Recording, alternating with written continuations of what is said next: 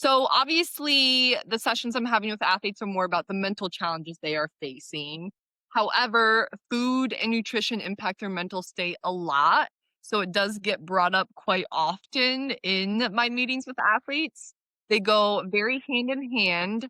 I have Kara on today, a registered sports dietitian, to talk about how athletes can use nutrition to get an upper edge on their competition and overall improve performance. So, Kara, will you give our listeners a little background on what you're working with athletes on, introduce yourself, and maybe just what an average day in your life looks like? Sure, absolutely. So I'm Kara and I'm really excited to be here today. So I was actually a collegiate gymnast and diver, and this is really where I joke now, but my first degree was in interior design. And it really wasn't until we had a sports dietitian come to University of Alabama where I competed my sophomore year that, I had a lot of injuries and really learned that I was under eating, unintentionally had no idea. It was really her who really gave me that change and that power and supported me in being able to finish out my career at the collegiate level. And that really made me take a turn with my career. And at first, I really wanted to design restaurants that were nutritionally geared for athletes. And then I started interning at Alabama. And I was like, wow, there's a lot of power with this behavior change. And there's really a lot of when you're intentional about your nutrition, there's a lot that can support your performance. So I started out my nutrition career interning at University of Alabama, became a registered dietitian, completed my dietetic internship through, I call them the Wonderful Wellness Work Days. It was a distance dietetic internship program where I really had the opportunity to build out my rotations. And so I got to complete most of those in sports nutrition. Spent a little bit of time at the facility Expos out in Phoenix, Arizona, which is more of one of those all inclusive. You have physical therapy and you've got strength and conditioning and coaching. And so that was really exciting to start my career there. And my first full-time job was at Florida State University. I was the team dietitian for baseball, softball, and soccer. And when I left there, I went to the University of Delaware. And this is really what I feel like I've spent most of my career doing, really starting and building sports nutrition programs from scratch. And so I've really gone into a lot of places that I've been the first full-time sports dietitian, and they really haven't had much. And so I've really been able to grow and develop the nutrition program. So at University of Delaware, I worked with 21 different teams. So, I've worked anywhere from baseball, soccer, football that I mentioned to cross country, lacrosse, gymnastics, diving. So there's been several sports that I've worked with. Let's see. When I left University of Delaware, I actually followed my now husband to Ireland, where I expanded my knowledge and my continuing ed. I became a trained anthropometrist. So through the ISAC certification, I'm now currently a level 2 anthropometrist. And I also started my PhD. Hopefully here in the next month, I'm planning to defend.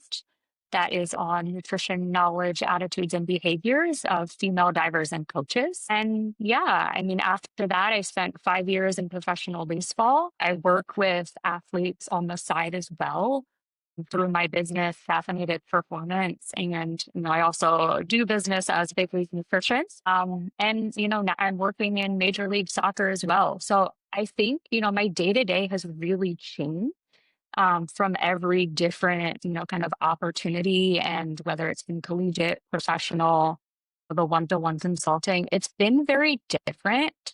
I do spend a lot of my time working one-to-one with athletes.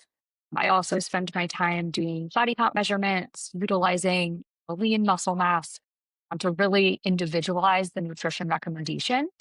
I analyze blood work, lab work. I've done hydration testing. But I really like to bring in the full picture of, all of the different areas: stress, sleep, blood work, lab work, body composition, to really be able to have those one-to-one conversations with the athletes.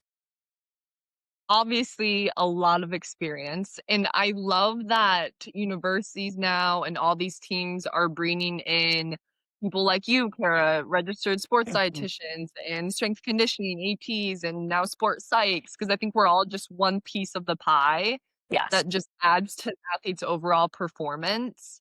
And the nutrition piece, I work with a lot of high schoolers, and I find Mhm. that that's when they really start to think about like what they're putting into their bodies. Mhm. And I want to go back to what you said for your own personal experience in college at Alabama. You said when you started working with your dietitian, she gave you a lot of power, and I'm assuming a lot of confidence with that.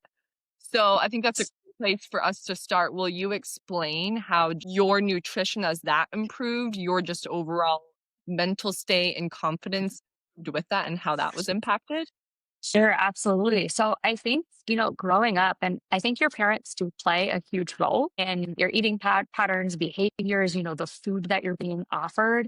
And I honestly don't think my parents had any idea. And I also didn't have any idea. I was training 30 hours a week um, at such a young age, high level gymnastics. And, I ate cereal for breakfast, like one bowl of cereal. It was like, here you go, get your cereal. Right, And here's your then, cup of yeah, cookies that you'll burn off in exactly. your warm-up. Exactly. Like, nothing that was like satisfying, sustainable. I would go to school, I'd have like carrots and like a marshmallow fluff. I think that sandwich, like that peanut butter marshmallow fluff. And like that was my lunch. And then my mom would pick me up from school and I would have a snack and like then I wouldn't eat dinner after a 5 hour practice until like 10 o'clock at night. And so it's like you start to think about it. And I was injured all the time. I fractured my back 5 times.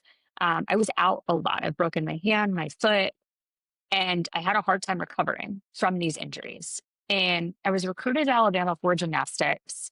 I had spine like back surgery my senior year of high school, essentially returned to play way too quick. It was like a year and a half recovery for the average person.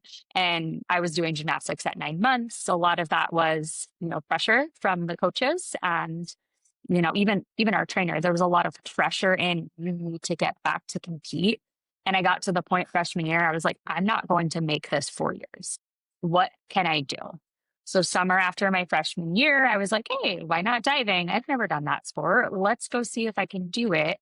Ended up being able to transition to diving sophomore year.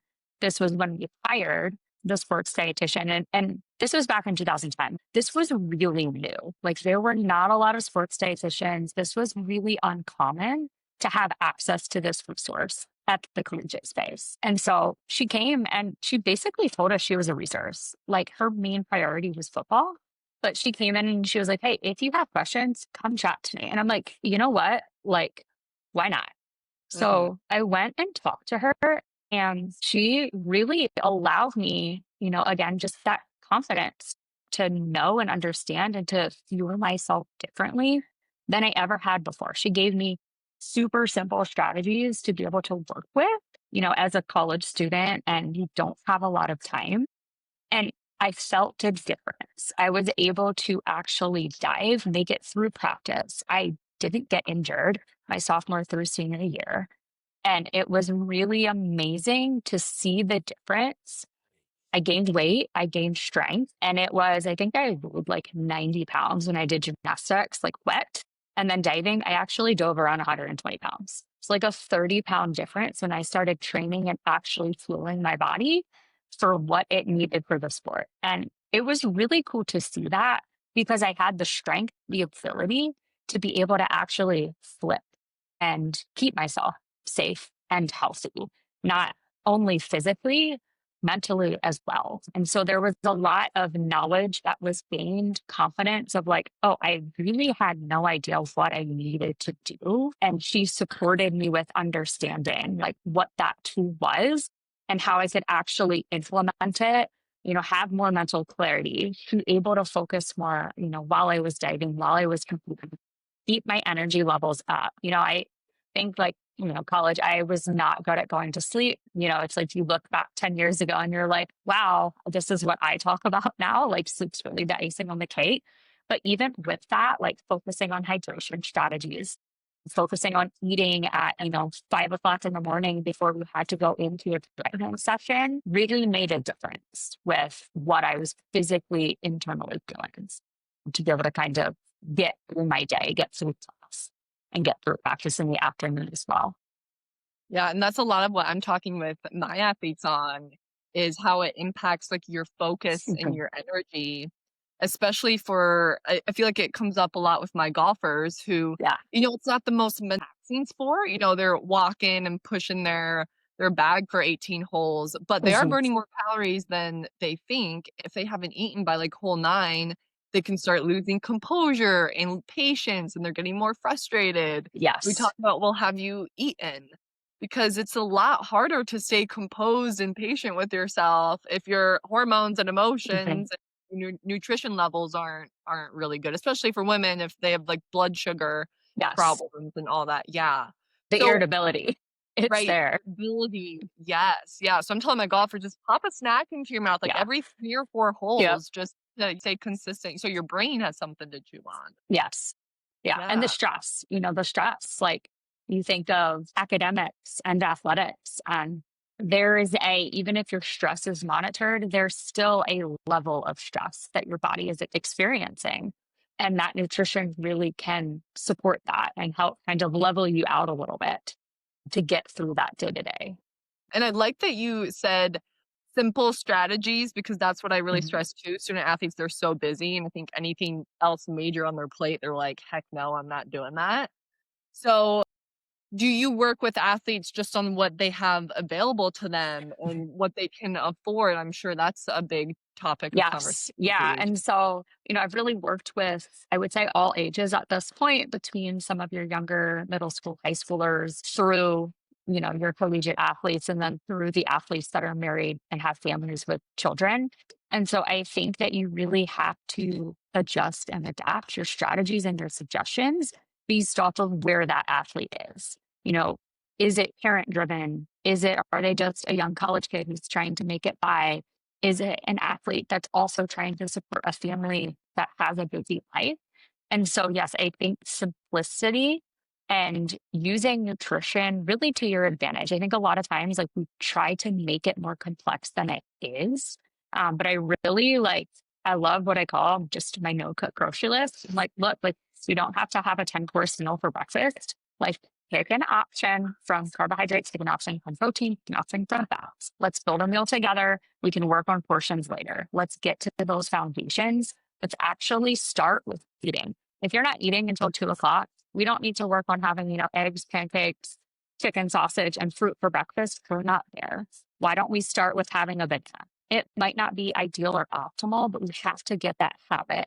And that's really how you get the behavior change. You want nutrition to feel like you're taking a shower or brushing your teeth. You don't want it to cause more stress, more anxiety. You want it to just be that natural part of your day that you get up, it's part of that routine. And so I think, when it comes to my philosophy with nutrition, I really look at what's available. If you're working with a college student who says, "Hi, I literally have $20 extra to spend on food," and you know what? Like, we need to work with that. We're going to get frozen fruits and vegetables. We might get canned beans. We might get canned salmon, canned tuna, canned chicken. That's okay.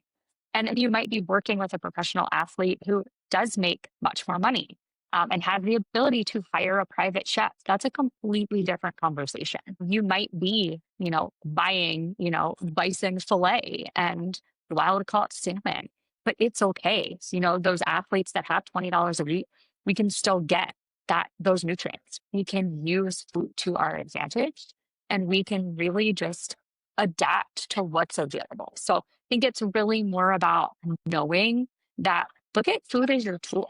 Like, it doesn't have to be a perfect environment or a perfect scenario. Maybe you're going out to eat, maybe you're driving or you're traveling and you have a long road ahead of you. Like, use what you can. Don't stress on the perfection because that's not life. Food is more about nutrition. It's about, yes, we're eating. We're eating for performance, and we're also eating for health, enjoyment, socially, culturally. So there's a lot that goes into that. I really like that you're meeting them where they're at right now, and I feel like I get a lot of excuses from athletes, well, like, "Oh, eating healthy is so expensive," and I'm like, "Bunch of bananas or a bag of carrots is cheaper than a box Yes. of cheese." Yes. Yes, if you really want this, if you really see the importance of it, you can figure it out.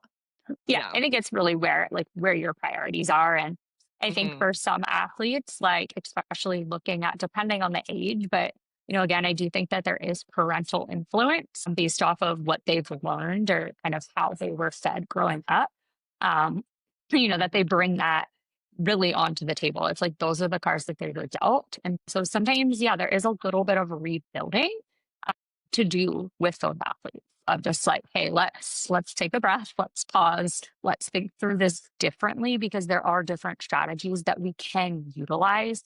Care, what are some of the biggest challenges that you see athletes have that are coming to you? I'm thinking like if an athlete is, well, do I need to see a dietitian or not? Like, what would be some good signs that they should reach out to somebody like you? Yeah. So first, I think that there's always a lot of resistance. And I do think it comes to knowledge. I think that the knowledge is not there. But I don't think that I've ever really worked with an athlete who actually achieves their nutrition. And a lot of times, even those athletes, they think they're doing what they need to do. And it's really not until they start to feel differently in their sport that they're like, wow, like that's actually what I could feel like. And so there's several signs like leading into that, whether they think they know what they're doing, whether it's lack of knowledge, whether it's kind of resistance or, maybe there are body image concerns or maybe there is pressure. Maybe there are, depending on the sport, there can be times like we're looking at a wrestler, that wrestler has to make weight. So again, it's really sport specific to what some of these physical symptoms or kind of challenges or barriers that might come up for that athlete are. But I think if we're just thinking of like day to day, what do we have going on? I mean, first, like I really like to check in with hunger and fullness. I don't think it's the best strategy for athletes, but I think it can be used as kind of one tool in your toolbox. Because, if we've suppressed our appetite or we aren't eating at a certain period of time, it doesn't always mean that that athlete doesn't need to eat. But I think that gives us a signal differently. It's like, oh, hey, like I'm feeling irritable. Like I can tell that I'm a little bit stressed. Like I'm having a hard time focusing, reading this chapter for class. I'm noticing that like inside, like my stomach is hurting. I'm feeling bloated. Like I'm feeling like I want to lay down and take a nap. I think for me, because I also have a background in like FODMAPs and digestion for nutrition, that a lot of those like internal digestive symptoms, whether you're nauseous, whether you're feeling bloated, whether you're just getting stomach pains, those can actually all be signals to your body that you didn't get enough food, headaches. And so I think like a lot of times we don't relate those symptoms to actually needing to eat or being hungry if we're not really getting that signal to your brain of like, oh, like my stomach's growling. Or like I ate 30 minutes ago. You might have. We could have been underfueled, or you could have had a challenging training session the day before. Maybe sleep was off. So I think like hormones are changing. Basically, it's like you're getting GI symptoms, your stomach symptoms, and then maybe having headaches, feeling lightheaded, dizzy. Those are all signs like that. Hey, we probably need some food, even if like you don't feel like you're getting that hunger signal. Right. So, okay, to summarize that up, if an athlete is maybe having digestive Mhm, problems, headaches, stress, maybe sleep problems, I mhm. know you mentioned too. Um, Maybe they're more prone to injury, right? Yes. Irritability. Those are all good signs that, hey, you need to probably check in on your nutrition. Yes, absolutely. I think, the recommendations are they're there. We have them for a lot of different sports. And I think there's so much out there with social media right now and, different athletes like eating differently or doing what works for them, which is great. I think that's the point though. They're doing what works for them. And like you as an athlete, you have to do what works for you. And because another athlete is eating a certain way or following a certain way to eat, it doesn't mean that that's what you need. So sometimes like I'll even work with athletes that they're like, I'm eating like this person or I'm doing this because of this, but they're still getting some of those symptoms. And it's like, hey, like eating that many grams of carbs for that athlete might be okay based off of what they're doing or how they're periodizing the nutrition. But for you, like you might need more. Like I've worked with a goalie and it's a joke, like a soccer goalie, and it's a joke that like he needs more carbs than some of our other positions. And but you think about their position and there's a lot of concentration. Like carbohydrates are the number one fuel for our brains. So while it's maybe not like textbook, and absolutely there's always outliers to literature and research, but that's where that individualization comes in. Like at first it was like, hey, hydration. Oh, he's cramping. And like, you have to look at carbs. You have to think about what his brain and his body is doing. And it might not be what the other goalie needs, but for him, that's what we have to do. And so I think that that's kind of a great example of like how individualized it really can be, even when you are having physical symptoms. Yes, absolutely. And the same thing with working with athletes on the sports psych side. I mean, let's say if we're working on their pregame routine, they're like, oh, well, so and so does this, so I'm going to do that. But just because that process works for them does not mean that process is going to work for you. And when they're reading books on nutrition or mental toughness, like those are great knowledge, but they don't specify it to you and what you personally Yes. need. Yeah. Yes, that's where we come in, and I like that universities and these professional teams are having us as resources for free for these athletes. Yes, exactly. And, that individualization, it's huge. Um, you can talk about general strategies even for a team, but you can really break down nutrition into position. And the research isn't there for every team, every sport, but it's always evolving. And there's always ways to kind of utilize what's out there to really customize it.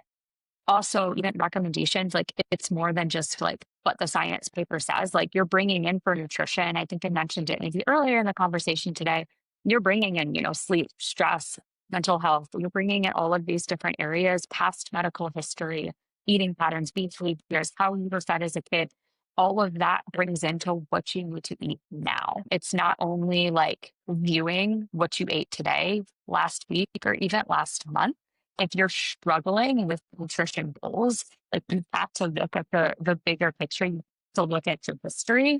And that's where it really is that like all inclusive, like one piece of the puzzle. We're bringing in all of these areas to really then again individualize what you're getting.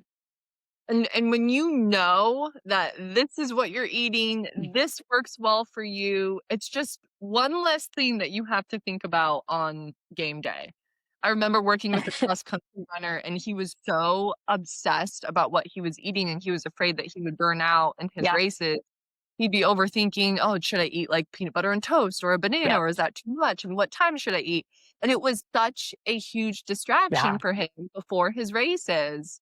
So we talked about just having, like, a set routine. How do you see, Kara, when you're working with an athlete, just how the nutrition plays a role in their pregame routine even? Yeah, it's huge. That's actually funny because one time when I was at University of Delaware and I was working a football game, and it really like the team was losing, and it really wasn't about the food, but food just you can point to it. And we actually had worked with the team on like, hey, this is important. Like you need to have this. But the coach was so frustrated at the loss and how the guys were playing that the first thing that he said in the locker room was like, all you guys care about is the food.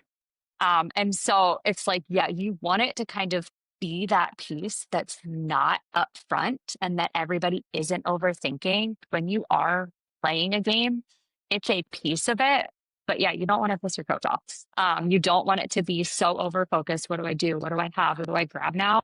You want it just to be, hey, I'm going to come in. I can concentrate on my sport, game, match. I can do what my coach is saying. And like, this is just, it's over here. We're tabling it just part of it. We know like when we have to change into our uniform, we're just going to have these options. And there's a lot that, there's a lot of athletes that don't want to feel heavy. They don't want to eat. Their stomachs bother them. They're not used to doing it. Gets to them mentally. They're worried that it's going to make them feel, full, bloated, feel sluggish, slow. And so you never want to like open up, hey, let's do this first time at your game. You always want to trial it during training and really work through different strategies so that you can find that strategy for pre-game nutrition that feels really good for you, but also that you've worked into that routine, you've built that habit, it's part of that natural process for you. And then you've been able to change that behavior and you've been able to say, hey, okay, like I know that I'm going to have this, whether it's a trainer, strength coach, dietitian, yourself, like whoever is supporting in that moment. It's almost like everybody kind of collectively knows what you're having, what you need during that period of time. It's like, hey, if you cramp, have this food. If you feel low energy, eat this food. If you're, struggling with fatigue, then eat this food. And so it's kind of understanding your body, um, and how you physically respond to the demands of that game for knowing, like, yes, this is what I need to do in these scenarios. And so, yeah, it is important to kind of have that strategy beforehand. And then also know that, like, you might have to adapt. Like, maybe your high speed running is a little bit more than it usually is. But if you've worked on that outside, this is what I'm physically feeling. I'm going to add one more gel. I'm going to add, one more banana, or one more applesauce just because I'm feeling this. And that's okay. I'm going to give myself that permission to do this, even though it's more than what I usually do. But we've worked on that, right? So it's like mentally, that, hey, we just up an A, B, C. This is what we can do. This is how we can make it. Yeah, and I love that you're talking about the plan A, but also having a plan B Mhm. and able to adapt, and that sense of it's a sense of Mhm. security that, okay, if I'm feeling this way, this is what works for my body. If I'm cramping, okay, then I need Yes. to drink some water and eat a banana. But it just releases any of those unknowns and those questions, those Yes. ifs on game day. That way they can just go out there with even more confidence and just focus on how they're playing, not on how their body might be feeling. Yeah, absolutely. Because again, you don't want to be that team in the locker room that your coach is yelling about the food, so that the food is then removed because you need it. It's essential. So you want it to just know what you're doing, have those options and different paths that you can take. It's part of the routine, you aren't Yeah. overthinking it by any means, yeah.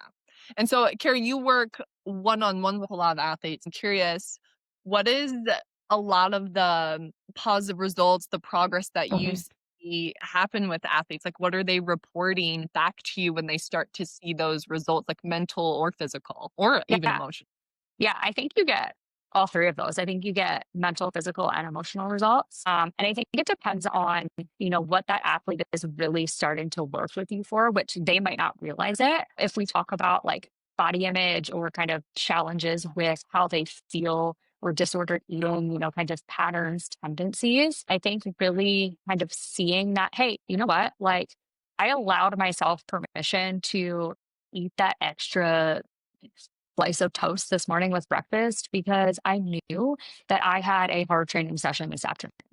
And so I think like when you're working with an athlete that is kind of struggling physically, mentally, emotionally with their body image, how they're feeling, not knowing if they can choose a different food option, when you start to hear from them that they've given themselves that permission and they've kind of started moving the other direction and they started being able to kind of feel internally the differences and they've kind of in their mind been able to like, okay, so like I'm going to use like my logical side here.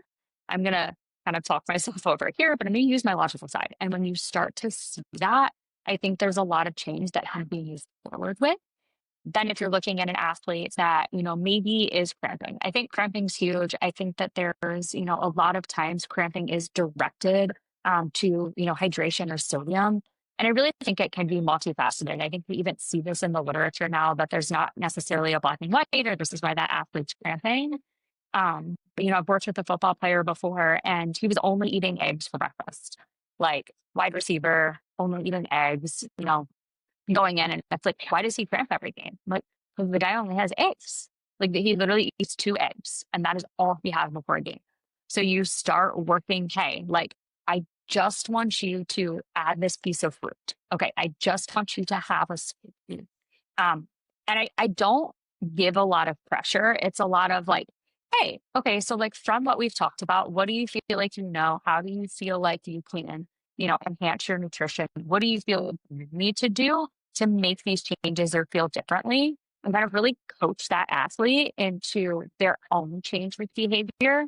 And I think kind of giving them a little bit of that autonomy, kind of removing the pressure of the like, you just need to do this. Here's your optimal nutrition plan. And it looks like, it's 10 times different. than what they're used to doing, that's so stressful for an athlete. So I think a lot of the wins that I've gotten with athletes is really like allowing them to kind of make that decision on their own and talking with them. And it's like, okay, like I might not think, as the dietitian, that changing your lunch meal is going to be the most optimal.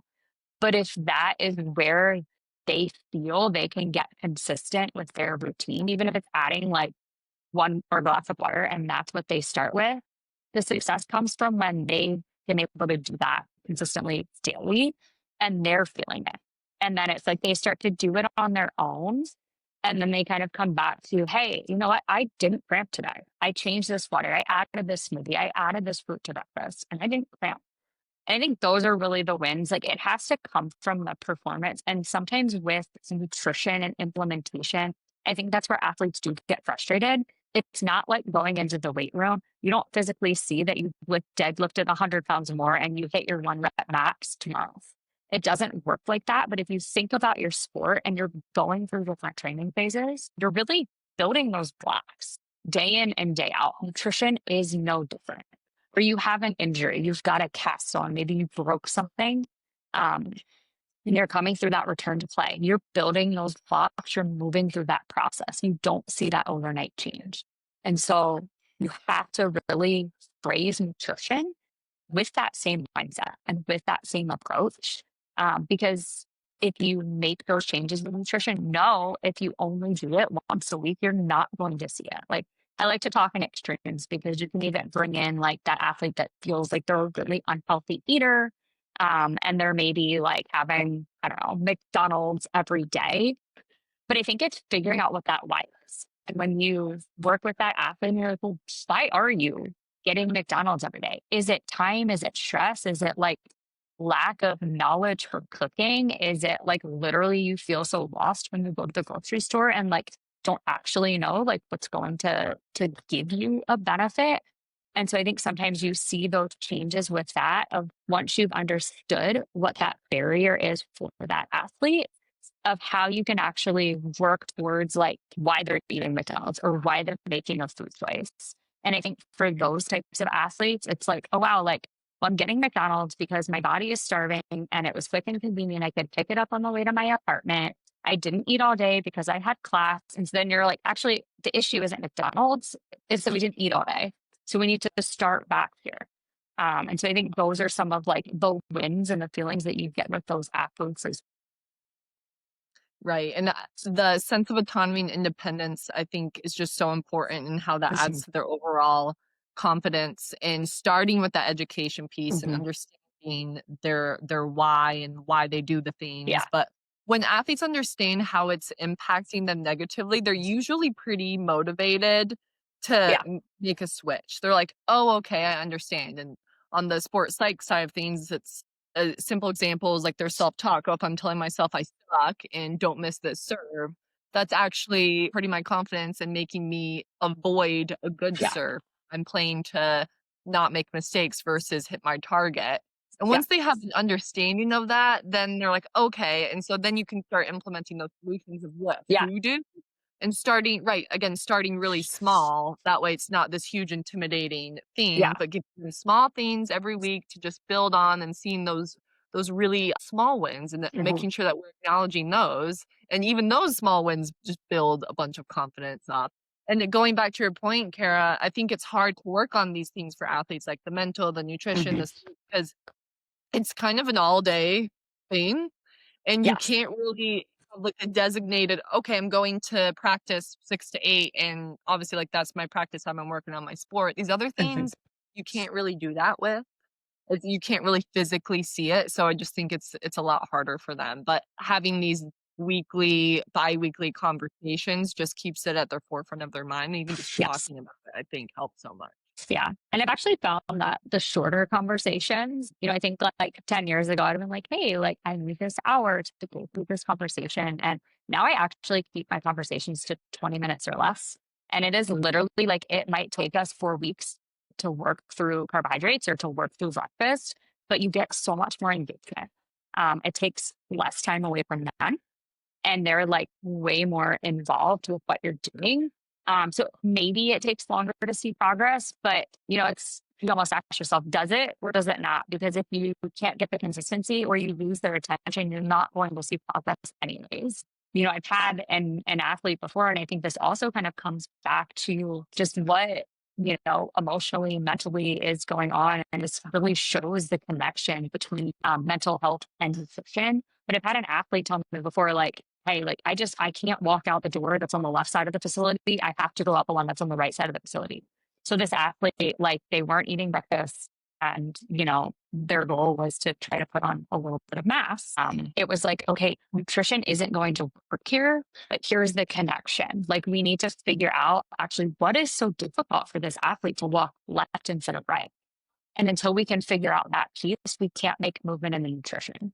So I think it just like is a really nice example of like how nutrition and mental health really do connect, and how eating is more about that, or eating is more than nutrition. Yeah, and I have people in the field like you now where if an athlete comes to me and I think it's more about nutrition, I'm Yeah. able to refer them out and vice versa. I just think it's so important that we're all connected in strength and conditioning and Yes. nutrition and sports psych, with the assistant coaches and the ATs because we all really play like this nice little important piece Yeah. for them. Yeah, Yeah. it's definitely not linear. And I think you really have to think in all of those different spaces. And everybody's going to think a little bit differently in their area and in their space with what Mhm. might be, best for that athlete. But I think that's really where you get those good wins and the success with that athlete, when everybody can kind of bring in that perspective. Kara, as we're wrapping up our conversation today, is there any tips or last minute thoughts for athletes or listeners who might be watching this, or even parents who might be listening to this? I know I have a lot of parents who watch too. And just a Yeah. good for them to start to really bring more awareness to their nutrition. Yeah. So I'll give two very different, points of guidance here. So first to my parents. So I'm a mom of three, and I know that a lot of times when we're, kind of coming from my mom's side, that when you're maybe not seeing your kid out eat, or you feel like they're maybe eating too much, giving your kid that permission and the trust. They need to be able to learn to trust their body, and they need to be able to learn that, like, hey, there's not mom or dad that's kind of, figuring out how much I need to eat. I need to learn to do that myself. And I think with sports and athletics, there's a lot of times that like their body might be telling them a certain signal, and they probably need to roll with it, which it might look like it's a lot of food. It might be, but that really might be what they need. So I think that it can be really hard as a parent, like on both ends of like, are they eating enough? Are they eating too much? Like, and kind of pausing yourself in those moments and saying, hey, my kid's eating what they need to eat for their performance, and really supporting that message. Hey, okay, you need feel like you need more of this for dinner, yeah, let's do it. And again, if you can, you always have to work within your means. And then for my athletes, I think, kind of the biggest point of guidance is really don't give up. I've worked with so many athletes that get so frustrated when they're not seeing changes or they don't see linear changes. Nutrition is never linear. You're going to have ups, you're going to have downs, whether you're trying to maintain where you are, maybe you're trying to put mass on, maybe you're trying to enhance your body composition. Don't give up. It takes time. You have to think of how long you've actually been working in the same pattern of behavior. You're not going to wake up the next day and all of a sudden be like, yeah, it's super easy for me to do this. But, if you're continuing to have challenges with that, really figure out the why, again. So instead of like trying to really, that all or nothing mindset, it's okay if, again, breakfast is not a 10-course meal. You might only be eating a banana for breakfast and you're going to build from there. So think again, it has to do with that. Give yourself that permission. Right. They've been building these habits for years and years. It's going to change in a few days. Right. And then, Kara, where can athletes and parents find you? Yeah. So you can go to bigleaguenutrition.com. We're under a little bit of a revamp right now with the website, but there's a homepage on there. There's a way to contact me. You can also, I'm not huge in the socials, but you can reach me via email at klynchRD, which is my name, at gmail.com. So feel free to reach out with any questions. You learn a little bit more about me at Big League Nutrition, and always happy to chat. Great. Okay. Well, thank you, Kara. It was Yeah, awesome having you on. it was great chatting. Yes. And listeners, for more sports psych help, feel free to reach out to my email, Georgia at rootedsportspsychcoach.com. Thanks for tuning in.